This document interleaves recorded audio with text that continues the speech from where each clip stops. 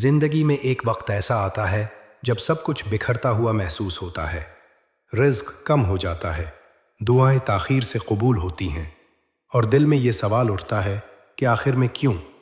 اسی کیفیت میں ایک بندہ قرآن کھولتا ہے اور اس کی نظر اس آیت پر پڑتی ہے، وَلَنَبْلُوَنَّكُمْ بِشَيْءٍ مِّنَ الْخَوْفِ وَالْجُوعِ، اور ہم تمہیں ضرور آزمائیں گے خوف، بھوک، مال، جانوں اور پھلوں کی کمی سے، اور صبر کرنے والوں کو خوشخبری دے دو۔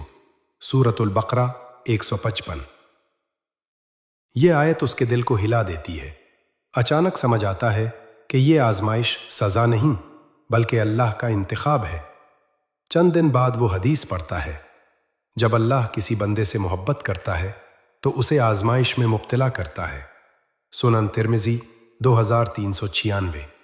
اور پھر دل سے ایک ہی دعا نکلتی ہے، یا اللہ، اگر یہ آزمائش تیری محبت کی نشانی ہے تو مجھے اس میں ثابت قدم رکھ۔ وقت گزرتا ہے اور وہی مشکلات جو کبھی بوجھ لگتی تھیں اب اس کے لیے رحمت بن جاتی ہیں۔ اللہ دروازے کھول دیتا ہے جہاں سے وہ سوچ بھی نہیں سکتا۔ آزمائش اللہ کی ناراضی نہیں بلکہ اس کی محبت کی نشانی ہے۔ صبر کرنے والا بندہ آخر میں ہمیشہ کامیاب ہوتا ہے۔